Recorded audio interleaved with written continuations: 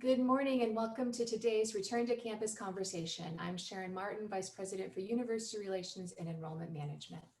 This is our seventh in a series of conversations we have been holding to answer your questions as we prepare to return to campus this fall. Today's conversation will focus on expectations and the steps we are taking to keep our graduate and professional students safe as they return to campus. We will cover a variety of topics, including new procedures, accommodations, research guidelines, international concerns, and more. 4 colleagues are joining me today to present the information and answer your questions.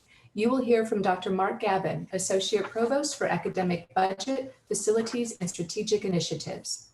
Dr. Katherine Karraker, Associate Provost for Graduate Academic Affairs.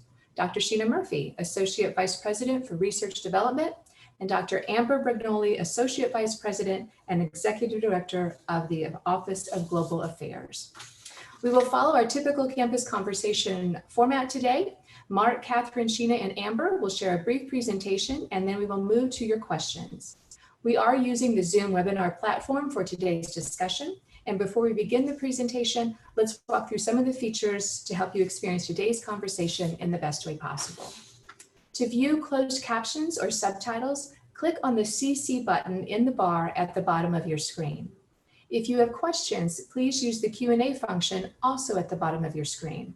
When you click on that Q&A button, a separate tab will pop up, and that's where you can type your question. If someone else submits a question that interests you, there's no need to ask that question again. Just click on the thumbs up icon next to that question, and we'll know that there is interest in that topic. Many of your questions will be answered as our presenters walk through the material today. So please note that we will not be answering any questions until after the presentation.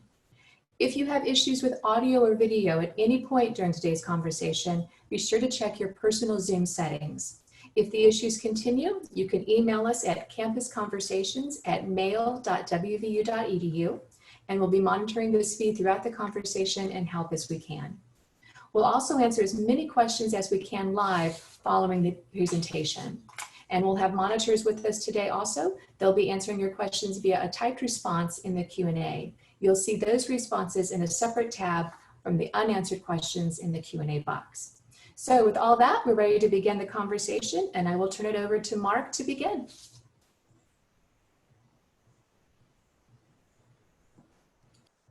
Thanks, Sharon. Appreciate this and the chance to visit with our graduate and professional students today.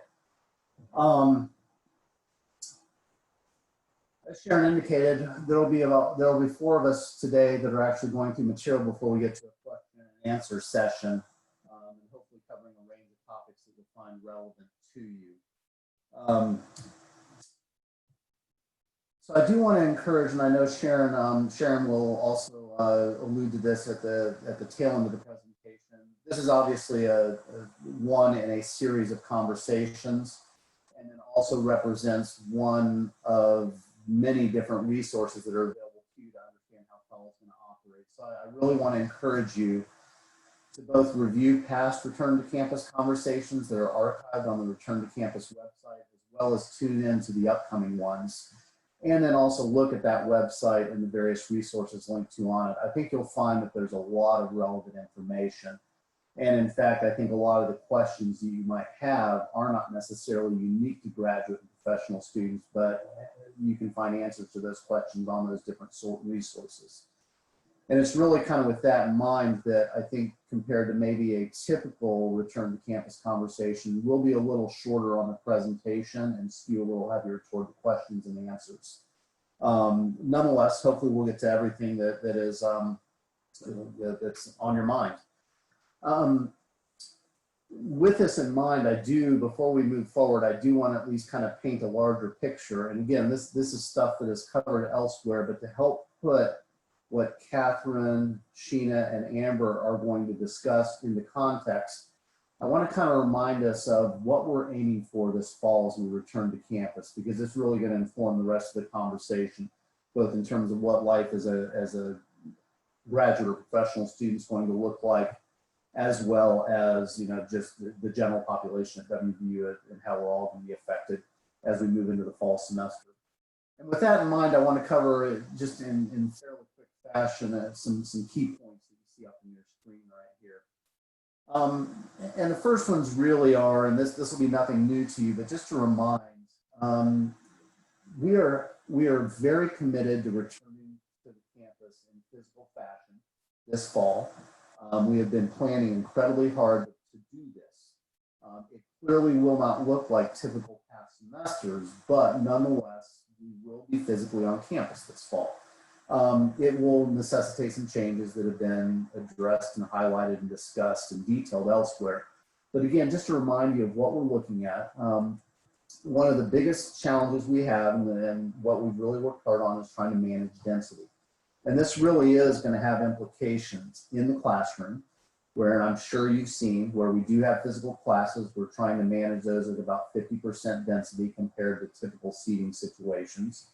This will affect research labs, and Sheena's discussion will hit on that. This will affect our use of common spaces around campuses and all other facets of campus life. But we really need to do our parts to try and manage density. Clearly, and a lot of discussion around personal use of PPE, as well as, this includes anything from masks to face shields. We'll also have some pretty detailed cleaning and sanitizing routines of classrooms, of office spaces, of shared spaces. We're working to help manage movement around campus, and this will be both from a transportation perspective. So in terms of how we move people around by bus, this will affect pedestrian traffic, both inside and outside of buildings, how you enter and exit buildings, how you navigate through buildings, how you enter and exit classrooms. All that will be detailed as we move into the fall semester. And these really are, these are our core ways to deal with our new reality in COVID. And they're well thought out, they're well planned, but it means everybody doing their part so that we continue to be able to have a physical presence on campus this fall.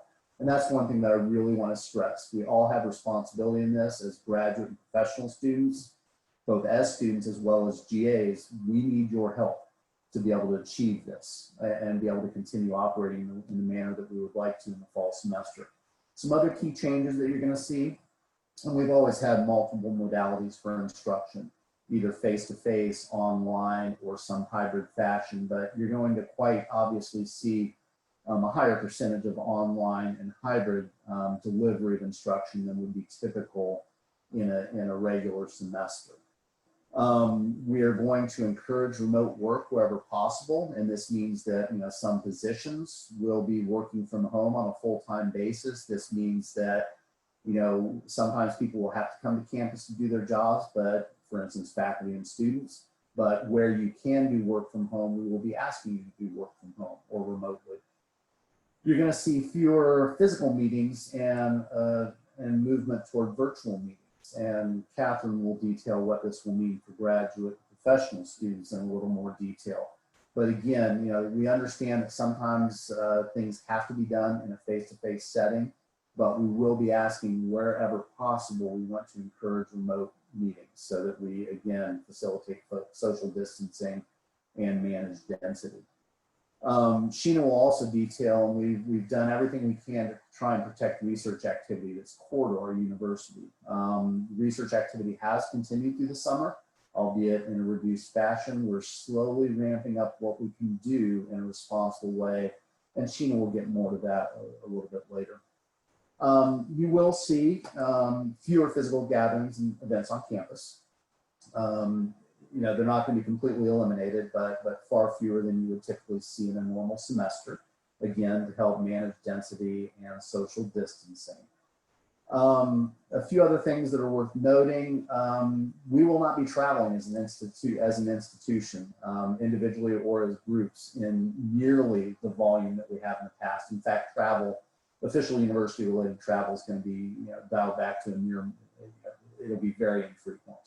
And that is for a number of reasons. Most pertinent is obviously managing the health challenges, but the other part of it then too is to try and be responsible with our financial resources as well. And that leads me to the next one, which is really about, we have no surprise, but we have some financial challenges that every institution faces coming into and through the COVID pandemic. And we've got to manage that. We're not quite sure exactly what's going to happen. And while we can anticipate what some of the impacts on our financial reality will be, we don't fully understand them yet and won't until they materialize. So we need to be careful with our resources. We are investing where we need to. We're doing everything we can to protect our critical mission and goals. But again, we have to be careful with how we utilize resources, and that will have implications throughout the semester as well. And before I hand it off to Katherine, the other thing that I just want to mention is this: it is important you understand the context that we're operating in and what we're trying to accomplish overall, to be able to again continue in the fashion that we all want in the fall semester. I would ask you to do this, and you're part of a larger team. We all have responsibility in being able to meet this challenge successfully. We would ask, along with ourselves, that you be understanding, be compassionate, be considerate. There's a lot of uncertainty, and it's going to be a challenge, but we can do this. Above all, I would ask this: tackle things with an eye toward flexibility. None of us knows what is coming. We just don't. We are planning for a lot of different contingencies. But we do not know exactly what's coming. And inevitably, there will be changes asked of us. So they may be small, they may be big. We don't know what they will be, but we do know that we need to be ready to face them when they do come.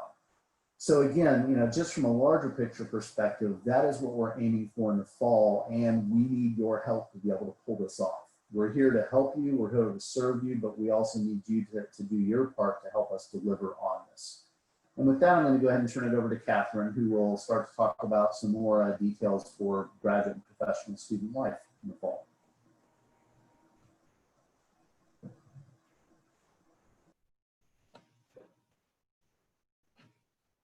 Okay, thank you. Thanks, Mark. I would like to talk just a little bit in general about how all of this differs for graduate students, and then go through very briefly a few specific changes that we've made to help graduate students through this challenge that we're currently experiencing. First of all, just a reminder that WVU takes a decentralized approach to graduate education, which means that a lot of the decision-making and a lot of the control of graduate student issues takes place within each college, within each program, within each school, and so on. So we only have a few sort of overall expectations, guidelines, requirements that are coming more centrally for graduate students. There's a lot coming for students as a whole, for the university community as a whole, but for graduate students specifically, a lot of the considerations come from the program. I want to remind you of the Office of Graduate Education and Life, which serves as a resource and information center for you. You can always contact us when you can't seem to figure out what to do about an issue or who to contact or whatever. We'll manage a few centralized processes, but in general, we're basically there just to help. And as something of an aside, I do want to mention that I am retiring on August 1st, which is impending.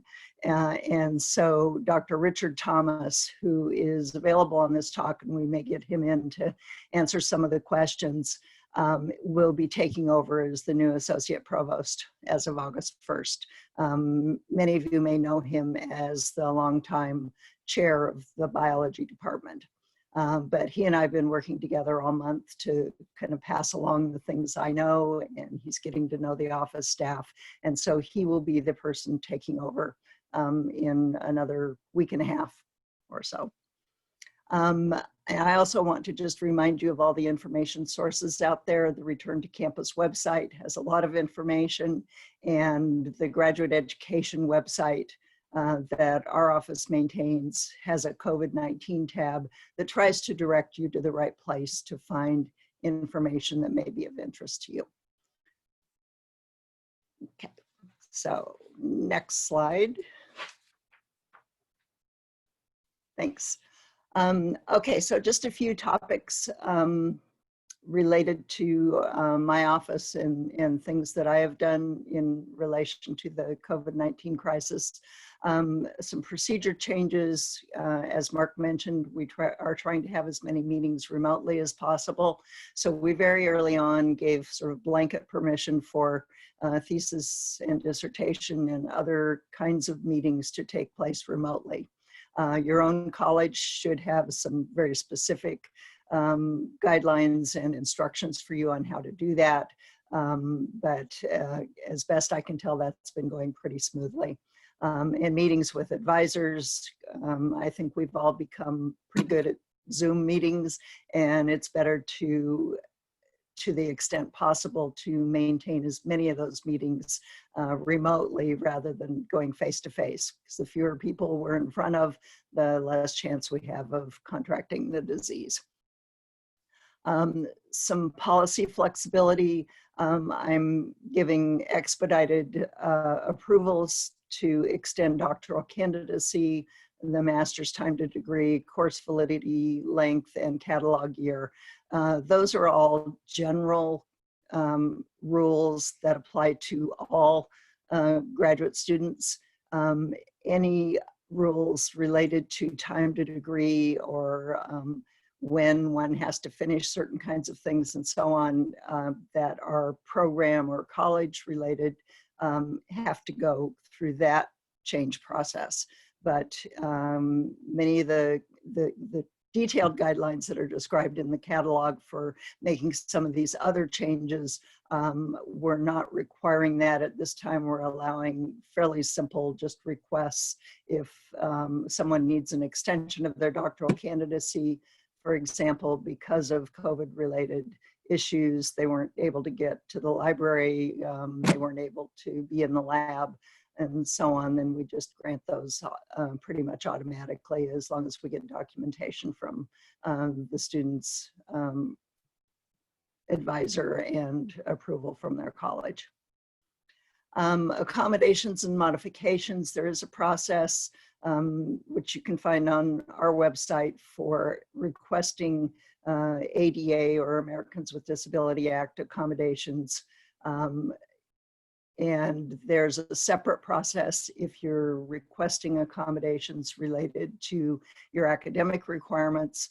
But you can use the same form for all of this. So it's kind of nice. You can just put it all on one form and it will go to the right place. But if, for example, you are someone who really needs not to be around other people because of some medical condition, you can request an ADA accommodation of being allowed to take your courses entirely online, as an example. That would go to the Office of Accessibility Services. Accommodations related to your work as a graduate assistant go through a different process, but still use the same form. So just fill out that form, send it in. And perhaps you are interested in having some kind of modification of your work assignment or modification in something about your requirements or something like that. You can request those on the same form, but they may not necessarily be official ADA accommodation requests, but those will all be considered within your program, within your college or school to determine whether or not they're feasible. If you need any help with this whole process, please contact the Office of Graduate Education and Life because we can step in and at least direct you in the right direction, direct you to the right person, try to help you to think through what some ways are of dealing with your particular issues. So feel free to use us as a resource. Then another issue that we've had a few people ask us about is the continuity of stipends for GAs who can't work. Because we know, of course, that some students are going to get sick or they are going to be quarantined for a period of time because they were exposed to a student who was sick. We have always encouraged GA supervisors and programs to try to keep students on their GA stipend throughout the course of the semester by providing alternative ways of completing their work. And all of the programs are being asked to make a lot of contingency plans for this semester for faculty and graduate teaching assistants and graduate research assistants and so on, to figure out, okay, what happens if a particular person is not able to be in the office, in the classroom, in the lab, and whatever. Can we come up with a way to allow them to complete their work so that they can continue to receive their stipend? Or can we come up with creative solutions such as trading work with another GA who covers for the student for a while, and then when the student is healthy again and comes back, that student may provide some extra services to help out the other GA. So again, we would like to keep GAs on their stipends throughout the semester, even if they run into bumps with the COVID-19 or the quarantining related to it. And we can help students and their programs to come up with solutions to do that. Now, this does not negate the ability of a supervisor to fire a GA who does something inappropriate or whose performance is poor. And you can look on our website under the section on graduate assistants to see how that is all handled. But those, trust me, those are very rare circumstances. So the hope is that anyone who starts the semester as a GA will be able to finish the semester out and continue to receive their stipend. The tuition waivers, we don't pull those back, and we don't pull back the payment for the graduate student health insurance unless a student is fired in the second week of classes or something like that. And that, again, does not happen. Okay, and I know that's kind of just a brief overview, so I'll be glad to answer questions when we get to that section. Thanks.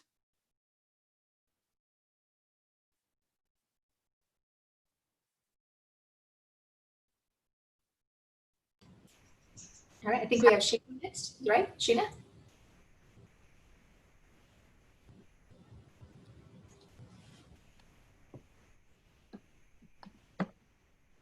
Okay, I'm here, but the host needs to turn on my video.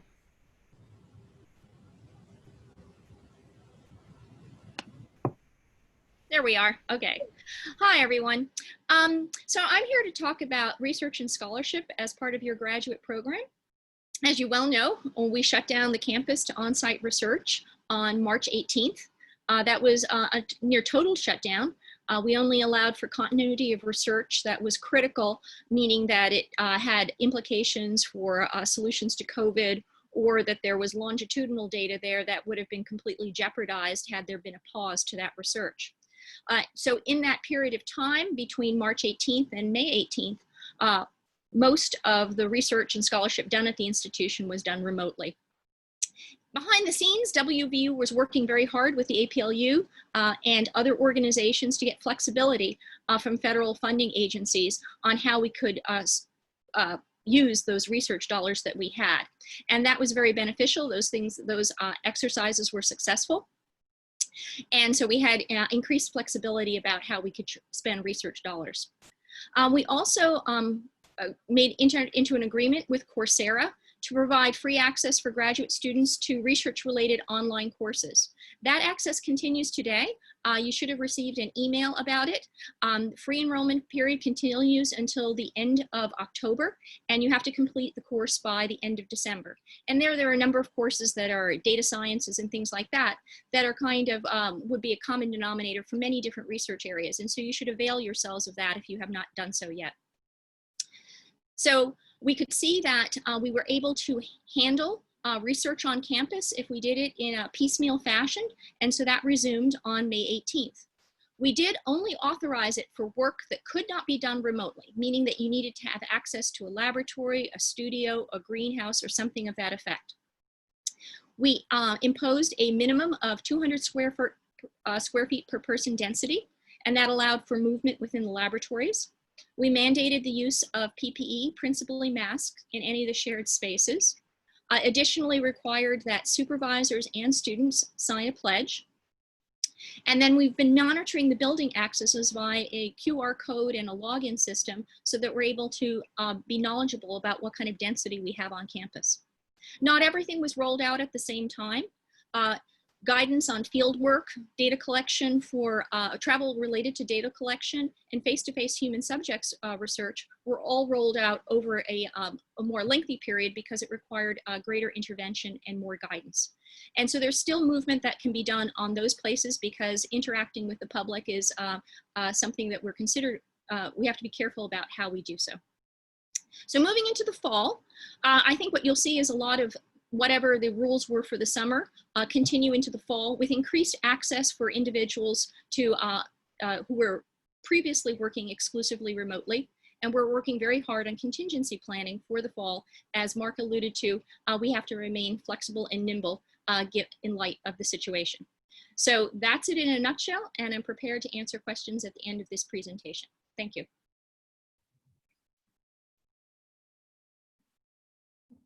So, hello everybody. First, I want to say I'm about to get a thunderstorm here. I live a little ways outside of town, so if my camera or audio glitches, I apologize for that. So, as many of you already know, a couple of weeks ago, Immigration and Customs Enforcement set down some guidance for the fall semester that was, potentially going to have some pretty severe impacts on our international student population. About half of our international student population at WVU is on the graduate and professional side. So we were really concerned about how that might affect those individuals. Luckily, that guidance has been repealed, so we're not as concerned as we were about how those students might be affected. However, you'll notice the ongoing theme throughout this presentation. We are going to be very flexible. We are going to be very cautious about how we handle some things with our international students moving forward, because all summer long, ICE indicated they were going to issue guidance for the fall semester. That guidance has now been repealed. So we don't know yet if there will be additional guidance issued or if we were just going to stay with the guidance that they issued for spring and summer. So please bear with us. As new guidance comes down, we will do whatever we can to push that information out to our students. And I do want to thank everyone who reached out in support of our international students and scholars. It was, as a WVU alumni and a native West Virginian, it was very heartwarming to see community members and domestic students asking how they could support this population, and we greatly appreciate that. In regard to our international student and scholar services advisors and support staff, we have hired 2 additional individuals to work in that office during this past year. We've taken some temporary positions and made those permanent. Because as you can imagine, as the immigration landscape gets more complicated, things are going to take a little more time, both in terms of students getting visas and having to wait for approvals, and in regard to international hiring. Some students have asked, do we have people that can help me, if I'm, looking for a permanent position at the university and things of that nature, if I want to do OPT after I'm done with my master's or my doctoral degree? Yes, absolutely. We have specialists on staff that can help you with that. They are separated into 2 offices. There's the student side and the employee side. So if you're a student, you may not have seen many of those individuals that actually work on helping international students find employment within the university or bring in, international hires externally from outside the community. So in terms of our ongoing concerns, as I said, we are continuing, we get updates all the time from, legislative affairs. We liaison with immigration firms and specialists around the country. We talk with our Big 12 partners and other institutions, public land grant institutions, on how they're dealing with different immigration, incidents as they arise. So we're not sure what immigration is necessarily going to look like after the pandemic. Every week it seems like we're seeing something with some countries' travel restrictions being lifted and others not. We're starting to see some embassies reopen for visa appointments around the world, and others are still being cautious and not ready to open yet. And those that are open are taking different types of appointments. So, it's a lot to be aware of. It's a lot to take in. But I do want to, reassure you that just because we may not be broadcasting the work that we're doing, via social media or a platform like this, doesn't mean that it's not happening. Within hours of the ICE guidance coming down, every university administrator had reached out to me. We were working together. We were communicating with our legislative affairs office in DC. We were talking to our congressional delegation. So those efforts were always being made to protect our international students. There are obviously still a lot of travel restrictions around the globe, and those will affect our domestic students and faculty and staff as well. So I would caution you, before you make any travel plans to leave the country, or if you're planning to travel to the United States, if you're watching this from overseas, feel free to reach out to our office and we can point you to the resources that you need to make sure that that travel will be able to go as safely and predictably as possible. Because again, a lot of those restrictions and guidelines are in flux right now. And I would say at this time, unfortunately, if you're not a US citizen, I would exercise extreme caution in leaving the country. Because we are seeing some of these changes happen within a 24 to 48 hour period. And though we may have some indication that a change in guidance is coming, we don't necessarily know what the exact language of that guidance will be. And we can't predict exactly who will be affected. And I would hate for any member of our community to effectively be stuck somewhere unable to return. What can students do to help our international population? I think exactly what you did a couple of weeks ago. As I said, it was so heartwarming to see so many domestic students and community members, people that work in the city of Morgantown, reach out to my office and say, we love our international students and scholars. We don't want to see them have to leave. That type of appreciation and support means so much to a visitor who's far from home, who maybe hasn't seen their family in years. So continuing to do things like that to let them know that they're valuable members of our community, and then also helping to educate others.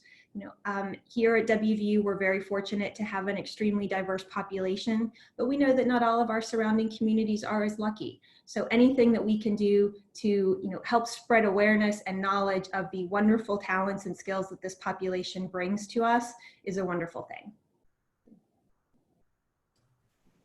All right, great, thank you, Amber. And we could certainly hear your thunder in the background, and it's coming my way, so hopefully we'll all stay online through this. But excuse me, we're now going to move to the question and answer portion of today's discussion. Joining us for this Q&A are two other people. We have Tony Christian, our Director of Benefits Administration, and Dr. Richard Thomas, who will soon take the reins as our Associate Provost for Graduate Academic Affairs. Just a reminder that this conversation is focused on the concerns of our graduate and professional students. If you submit a question that pertains to another topic, we will hold that for a future conversation. If you have a question, again, please use the Q&A function that you can find at the bottom of your screen.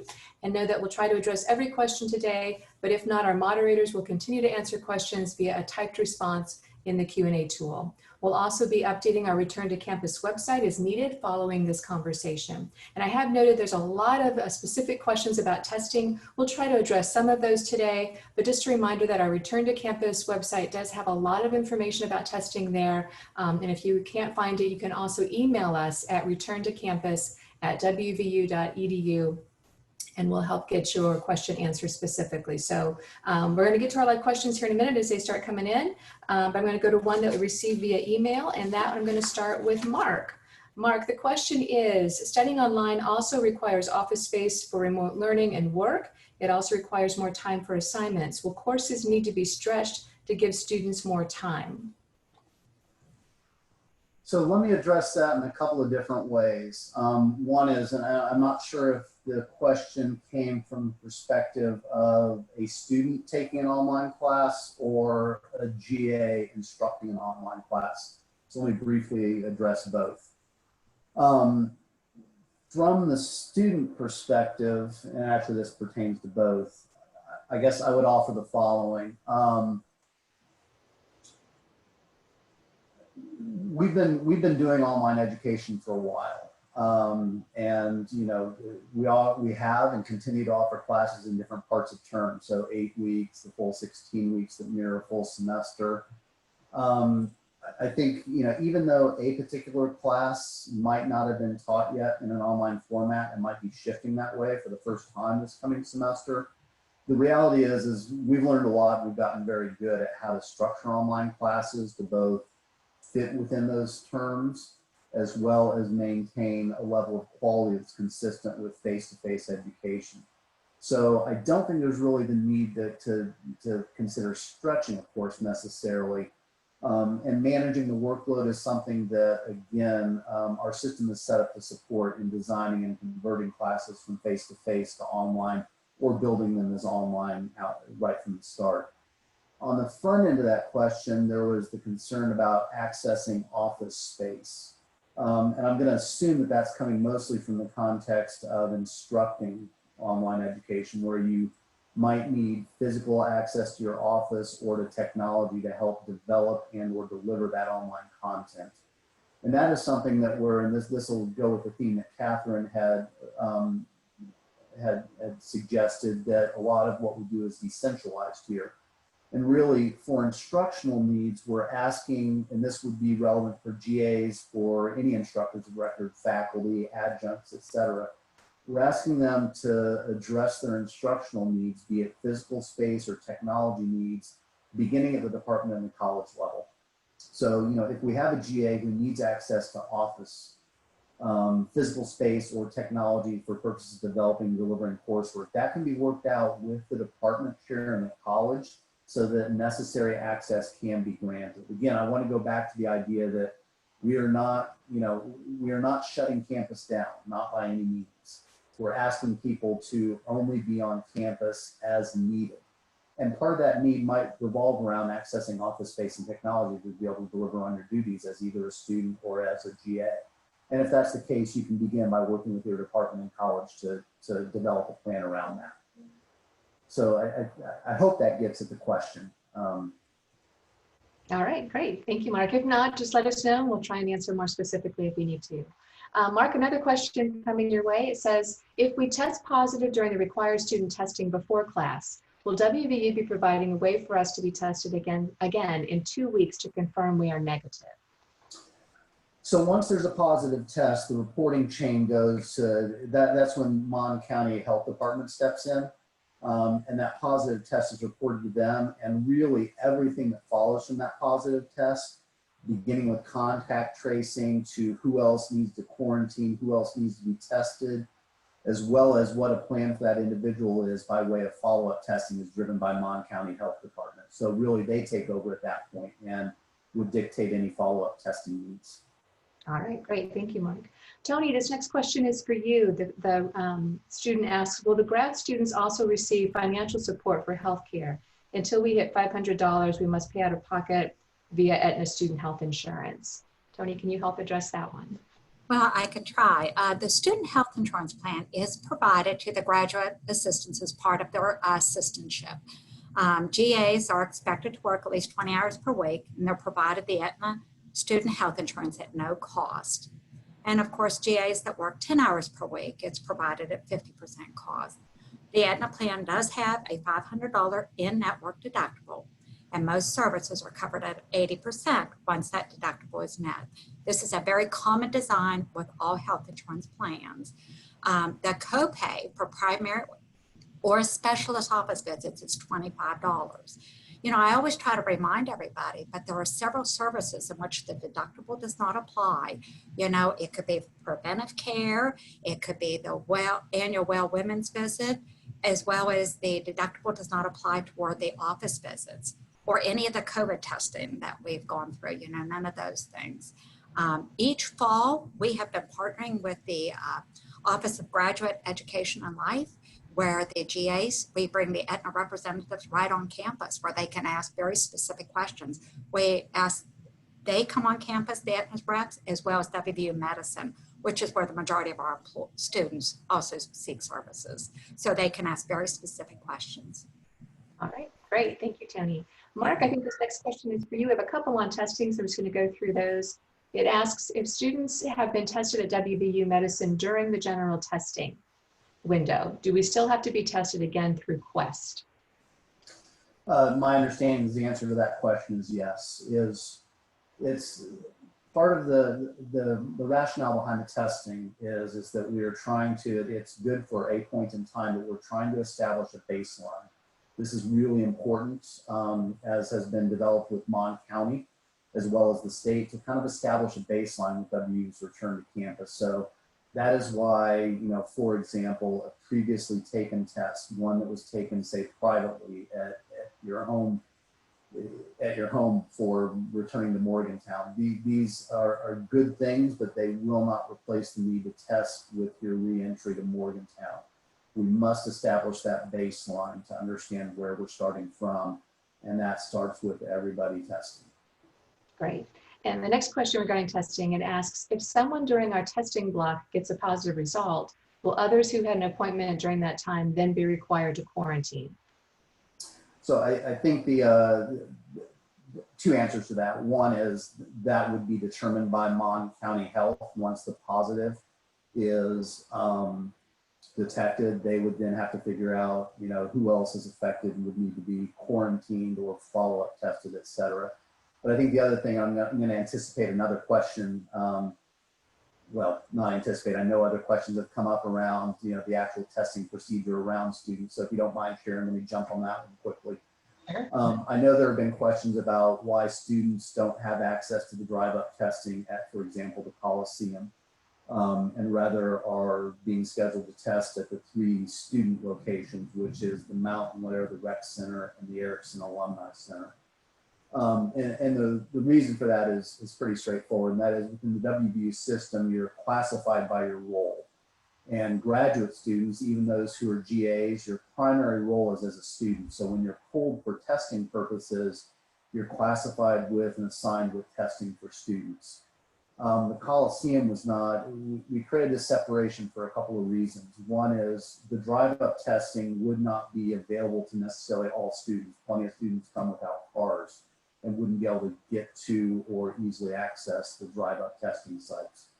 So that is why graduate students, even if you have a GA role, were placed with students for testing purposes. Now, the other part of it is this, is the way the testing at those 3 sites has been worked out, while it's on foot and inside buildings, that carries a couple of benefits. One is you'll get air conditioning, which you wouldn't have necessarily at the Coliseum sitting in a line, although the lines have not been long. But the other part of it is this, is the way the schedules are done and the logistics being handled at the test site. It's not large groups who are coming in to test, and the testing is very quick, and people will move through that very quickly and will be distanced. So because you're being tested as a student does not mean that you're going to be batched with a bunch of students sitting around waiting in line. In fact, the process is designed so that you won't come into close contact with a lot of people as you're doing that. It should work fairly efficiently.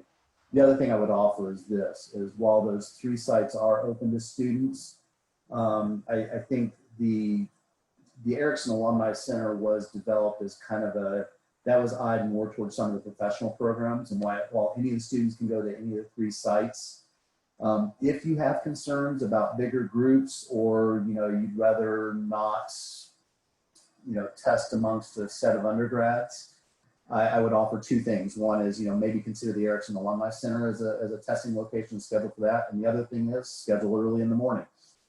You will be likely to, there won't be as much of a demand at that time. So sorry I went a little bit off, but I wanted to tackle some other questions that I knew were going to come up. Yeah, no, that's great, because I had a couple of those in the line there. So we knocked a couple of those off. Thank you, Mark. Another question, I'm guessing this also might go to you, Mark, though. It says, what accommodations are being considered regarding childcare for graduate students with children? I wish I could answer this question a week from now.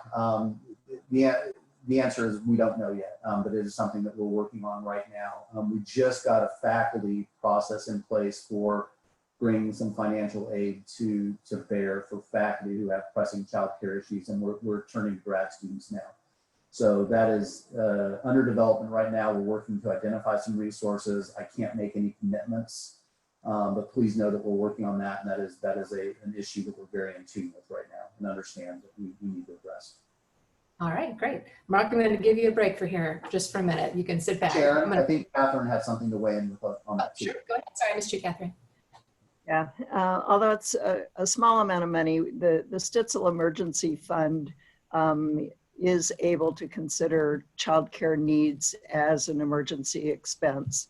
And we'll be opening that fund up again for applications about the time that classes start. So graduate students who have serious financial problems because of childcare needs can include that as a rationale for getting a Stitzel award. Again, it won't go real far. It won't help a lot of people, but it's at least something. Thank you for that, Catherine. All right, so I'm going to pivot from Mark and Catherine for a minute and go to Amber.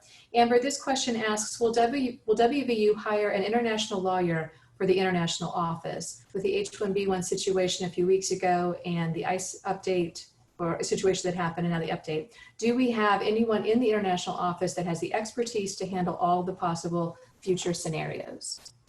Yes, we do. We actually have 3 individuals in ISSS right now that work on H-1B petitions for employees that the university is trying to hire. And one of those actually is a lawyer. She supervises that office.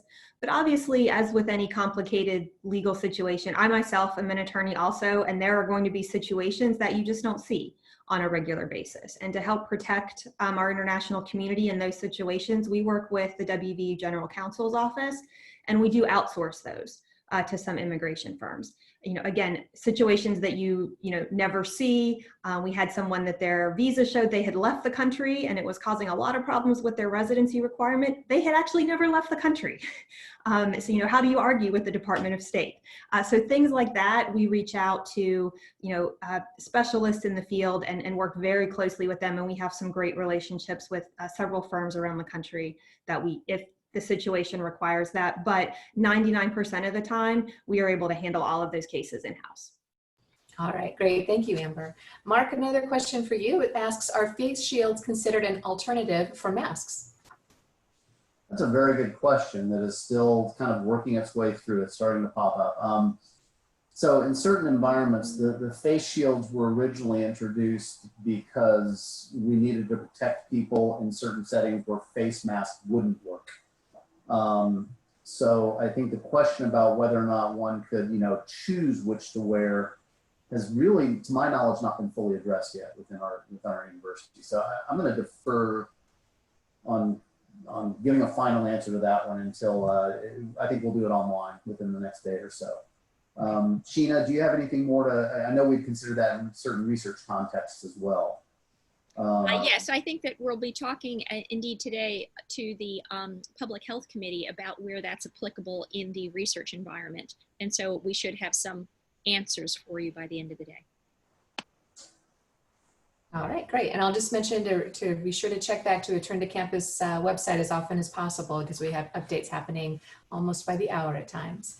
Okay, another question. Mark, I'm going to send this one to you first. It says, if one of our professors tests positive, do all students who take classes with the professor have to quarantine for 14 days? I will be working in the on-campus speech clinic, so what would happen to our clients in research if we have to quarantine? And that may actually go between you and Sheena, but I'll start with Mark. Yeah, so again, there's going to be no one answer to this question. That will be very much guided by the situation. Again, us working very closely with Mon County, so when a positive is determined, there will be a lot of factors in play in an enclosed space. One is, how many people, how close were they together? How long were they in the closed space?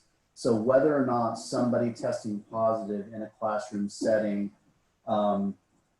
means the entire class needs to be considered for quarantine and testing is an open question.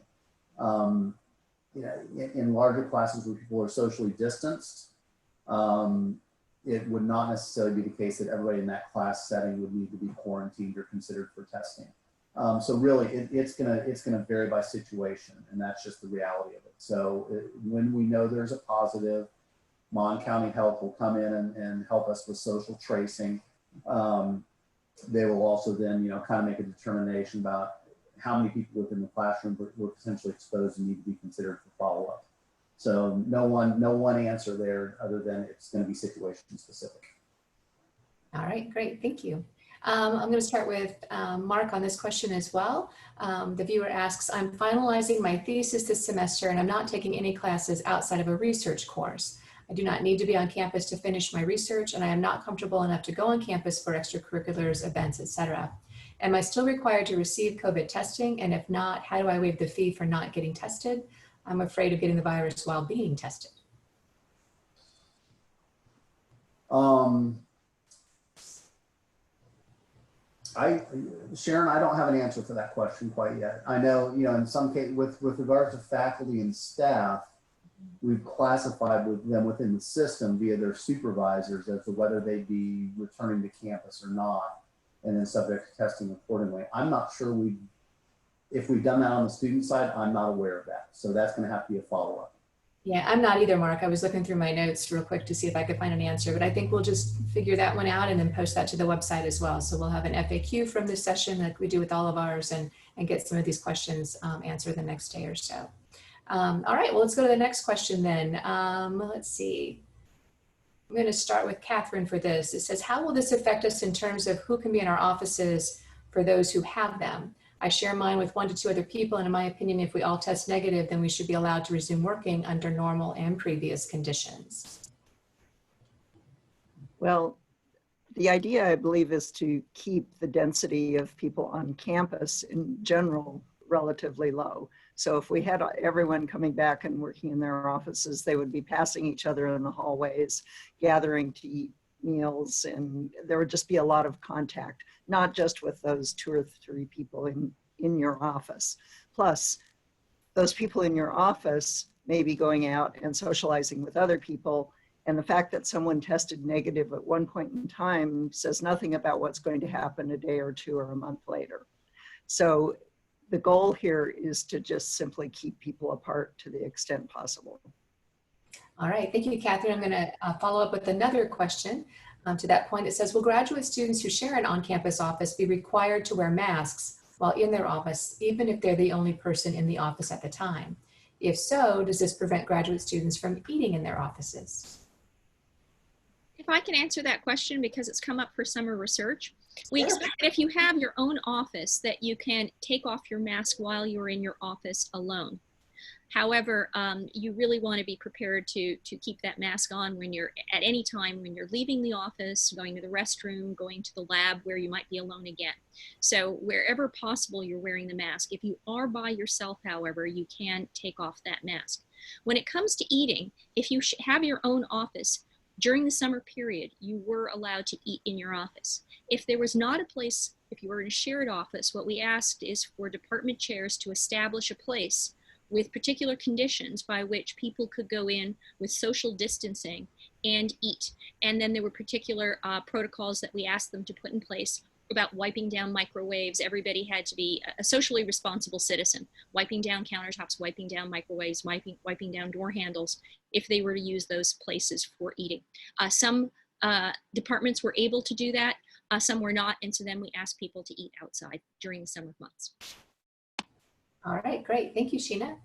Let's go to Mark with this next question. It says, I heard that OAS wasn't making eligibility determinations of any sort. Instead, student requests were pushed by the advisors of departments who aren't qualified to make medical eligibility determinations.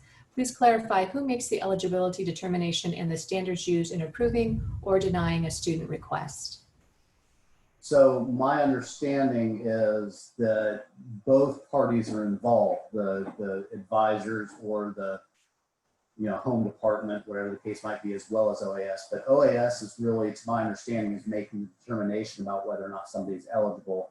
The form the accommodation takes is jointly kind of developed between OAS and, say, the home department or being the advisor, for example. So once an accommodation request is made and determined eligible, then it's a negotiated and jointly developed accommodation that's brought forward. So the advisors are involved, but they're not the ones making the eligibility determinations. Yeah, and I think that's the important point, is that advisors are not to see medical documentation and to make medical decisions at all. So some of these cases may be situations where the student is not being given a medical ADA accommodation through the process with OAS, but the student is still asking for some modifications in how they do things. And that's all negotiated locally with their advisor, with their instructors and so on. The university is not required in a legalistic sort of sense to grant those kinds of requests, but we try to work with students. We try to work with everybody who might have a special need. All right, great. Thank you, Mark and Catherine. This next question I think I can probably actually clear up. It says, my program, Public Administration, is based in Arnold Hall. 2 weeks ago in a campus conversation, a WVU rep stated that students who live in the dorms who test positive will be moved into Arnold Hall. Is there any concern about the health of students and faculty who have class and or work in this building? They're actually being moved to Arnold Apartments. So that was a misstep, but it's not Arnold Hall. They'll be moved into Arnold Apartments. Next question. This one I think will go to Mark. If the university decides to move to online courses only, what are the contingency plans for an on-site lab-based research? And actually that's not Mark, that's probably Sheena. So I'm going to pitch that over to Sheena, sorry. Well, what we've observed over the summer is that despite any type of outbreaks that we've had locally in Mon County, it's very unlikely that the research that's been conducted on campus has been a principal vector for transmission. It's been done very responsibly. And so we think that bodes well for maintaining a certain level of research in light of any kind of outbreaks that happen in the community. So our contingency planning has that in place. So we'd like to have a higher level of research engagement than we did for that 2-month period where we really had to shut down, and that's our goal. All right, great. Thank you, Sheena. Mark, this next question goes to you. For graduate students who teach in the lab, if exposure arises, how will the assignment be covered? So I think like the first question that I had, I'm not sure if that's coming from the perspective of a student or a GA who's teaching the lab. I'll address both. So yes, generally speaking, we are encouraging departments and colleges to develop contingency plans for everything. So, you know, from a student perspective, if somebody tested positive and had to remove themselves from that setting, then what we're asking for is for the instructors working with departments and colleges to have a contingency plan to allow that student to keep progressing in their work and complete assignments, complete work to the degree possible.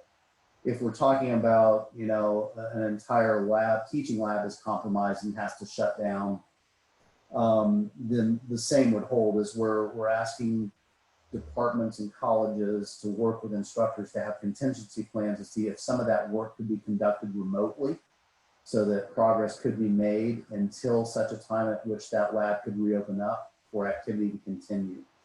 On the flip side of that, if we're talking about an instructor, then similarly, what we're asking everybody to have in place, from the instructor to the department to the college, is a contingency plan such that if an instructor became positive, one of two things: could they continue their teaching in remote fashion until such a time that they get returned to the lab, or do they have somebody to essentially slot in to teach that, continue teaching that lab for a period of time? And again, those plans should be developed locally. Sorry, I've got somebody outside my house scraping. So that's what it comes down to, the contingency plans. The other part, before I mute quickly, is I will note that for a lot of our lab-based courses, certainly not all of them at the undergraduate level, a lot of them have been moved online. And this is particularly true in some of the Everly lab-based courses. So obviously there, the potential for exposure is pretty limited. Thank you, Mark. All right, this next question is for Catherine. It says, if we are asymptomatic but test positive, are we allowed to continue working from home? I teach a course and cannot take 2 weeks away from the course. Yes, that will happen all the time. Even someone who has a few symptoms will likely, in some cases, be able to continue working from home. So it's more a matter, we don't want that person being around others, but if they can continue their work, that's great. All right, great, thank you. Let's see, another question from Mark. It says, do students have to pay for parking during testing? Sharon, I don't have an answer to that. I would assume not, but I really don't know the answer to that. I'm not sure either, so we'll verify that and get that on the website as well for those who are coming in for testing. Yeah. All right, next question, I'll stick with Mark. It says, will there be testing offered up until the first day of classes? I will not arrive until August 16th. Well, this is going to be another one where I'm going to have to defer to a later answer. I don't know if Sharon, you might be aware, have we made other testing accommodations beyond the dates you haven't been identified? Not that I'm aware of it, there's beyond the date. So I would say be sure to check the email that you received and then also check the Return to Campus website because that will list all of the dates and options available. Up to that point, I don't think there's any schedule beyond that. So just check the website for that information. All right, let's see, next question. Gonna send this one to Katherine first. It says, since WVU plans to run a face-to-face instruction mode till the week before Thanksgiving, can an instructor decide to split the first 10 weeks of his or her instruction between online mode and an in-person mode in order to minimize contact, especially in classes like mine, where both classes have reached maximum capacity? My understanding is that all of these modality decisions are being made in coordination with department chairs and deans with guidance from the Provost's office. And so with permission, that can happen. And obviously we're encouraging everybody to have at least a somewhat hybrid mode of instruction so that they can switch kind of back and forth. So even if they're assigned to teaching face-to-face, then they should probably have a few online components to supplement that and the ability to go online if they have to.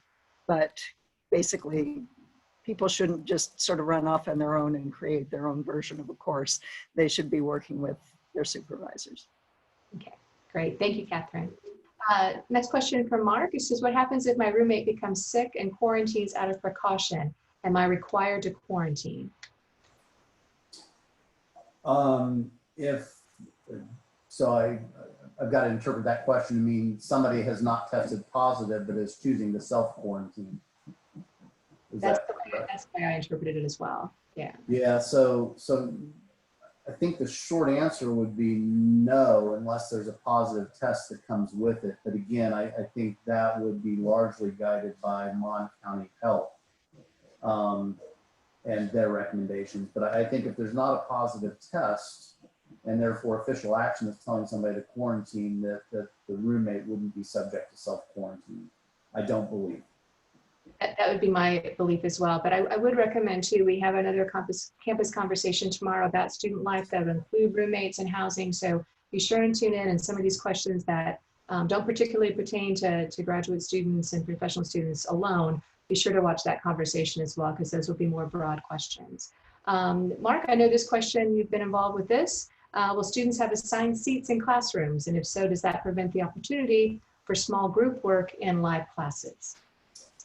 The answer to the first part of the question is yes. We are working on a plan to have assigned seating. And the reason for that is very simple: contact tracing.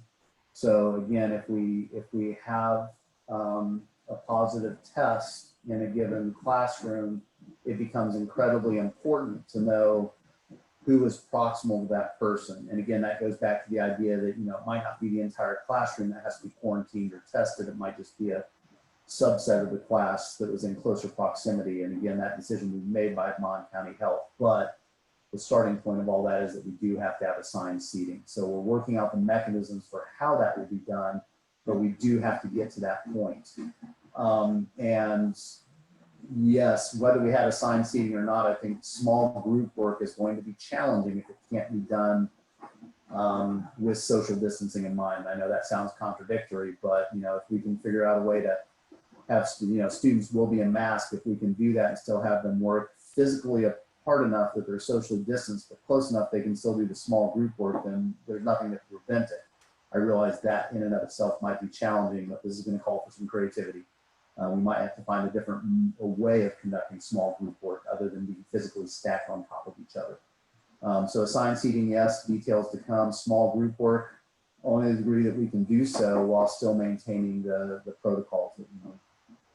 Okay, great. Thank you, Mark. I think this question might be for Nisha or for Sheena, so let me read this one. It says, will there be an additional protocol for students planning to do a rotation at, is it NIOSH? I'm not sure how to pronounce that, but yes. Sheena, is that yours? Yeah, that's the first time I've been asked that question, but I imagine it depends on what not just what WVU's rules are going to be, but also what NIOSH's rules are going to be. And I imagine that we have other opportunities, perhaps at NETL and other local laboratories that might be under consideration. So I will need to get back to you about that. I think people need to realize that we will try to do things to the greatest extent that we can, but we are living in a pandemic. And so it's not going to be the same as usual, but we'll do whatever we can to keep that research going to the extent that WVU and NIOSH rules would allow. Great, thank you, Sheena. Next question, I'm gonna send this one over to Katherine. It says, what is being done for students who have difficulty hearing? I'm worried about my in-person classes with the masks muffling the teacher and me being seated potentially far away. I am not medically recognized, so I don't know what to do. Okay, so one option would be for them to get an ADA accommodation to make sure that the problem is taken care of. But my understanding is that instructors will be wearing face shields and be behind a plexiglass kind of thing, and in the large classrooms using microphones, which means that the sound should be of similar quality to what it's always been. Mark may know more about this than I do, but I don't think we're asking the faculty, the instructors, to talk through a mask when they're lecturing, to the extent possible. Is that correct? That's my understanding as well, yes. All right, great, thank you. Next question might go to Mark. It says, I did not receive an email to sign up for, oops, my screen just moved. So let me see if I can find that question again. Sorry, it says, I did not receive an email to sign up for testing. Who should I contact? I do know that's on the website. So if we answer here, go to the Return to Campus website, look under testing. And if you did not receive an email, there's an email address I believe you can send a message to, and they will help you get scheduled. So. Thank you. All right, great. Let's see. I'll send this to Katherine. Are any guidelines or information available for student teachers yet? Not sure if that's you, Katherine, but we'll start there. Yeah, again, that is going to be a collaboration between the College of Education and Human Services and the outside placements where the students will be teaching. And I'm sure they're working on it. All right, great. Does someone else have anything? Okay. Next question, also for Katherine. When classes transition to online following Thanksgiving, are GAs working from home as well? Yes. All right, that was an easy question. All right, let's see. I'll watch and see if any more come through my chat to ask from our live audience, but we have one more question that came in via email to Mark. Will the university determine what to do for grad students that are instructors of record or TAs but have old technology that are not up to the increased use, but grad students can't afford to buy new technology? So I guess, Mark, the overall question is there any way to help GAs or TAs get new equipment? So I'll go back to a common theme in our responses, which is that really needs to begin with the department or the college. We're here to support in a central fashion, but really the technology and the means for developing and delivering instruction start with the department and the college. So address that with your advisor, your department chair, or the appropriate dean's office. They may have some solutions that are pretty straightforward, anywhere from giving you access to your office as needed, or a office if that's where the technology is. They may have some spare technology sitting around that could be lent out on a temporary basis, or they might be able to provide one on a more permanent. So start there, and then we'll go after that. Okay, great, thank you. Another question that's come in, it says, I live in Wheeling and only have one hybrid class on campus. It's an hour-and-a-half drive to Morgantown. How will I be able to comply with the testing mandate? It appears that all testing is presently from 9 to 4. Will there be a flexible option? I don't know, Mark, if you know that, but what I've done, I've asked to see if we can find out the email address, that if you have questions specifically around testing that you can email. I'm sure that we're able to figure out a way to make an option available to you. But if I don't get that here in the next couple of minutes, then again, look at the Return to Campus website under the topic of testing, and there will be information there on who to reach out to if you have further questions. All right, another question's come in. It says, why aren't graduate students who may be working remotely out of state allowed to submit COVID test results from their respective home state? So again, they're asking, why do I have to test here on campus? Yeah, we're not going to have an answer for that right now. I think that goes back to if you're purely online, do you really need to test? And we'll have to get an answer to that for students. I don't have that right now. Well, the question to me sounds like they want to be able to take a test in their home state and bring that to WVU and turn that in versus being tested on campus. So that goes back to, we need a baseline. And so every student employee has to be tested before being on campus so that we can determine our baseline here. Yeah. Yeah, I missed that, sorry. That's okay, no, that's all right. All right, I'll wait one more second, see if we have any other questions coming in live. Otherwise, we are at just about almost 11:15. All right, seeing none, what we'll do is we'll go ahead and wrap this particular campus conversation up, but you always know you can continue to send questions to us and we'll help get your answers. We do want to thank you for attending today's Return to Campus conversation. On behalf of everyone, we appreciate the opportunity to be here with you today as we work together to return to campus this fall. On the screen, Mark, you want to put up that last slide for me? Forgot about that.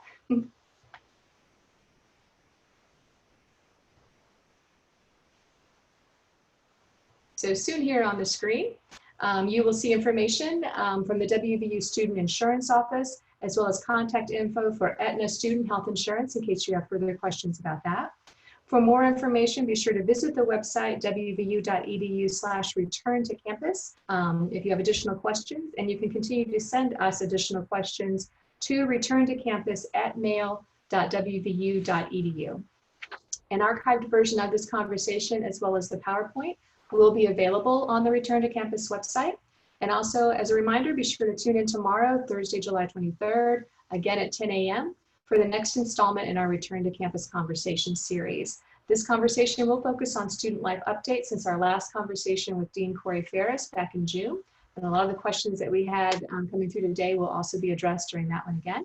So please check your e-news and your U-news for webinar details. Again, thank you for taking part in today's discussion. Please continue to stay safe and be well.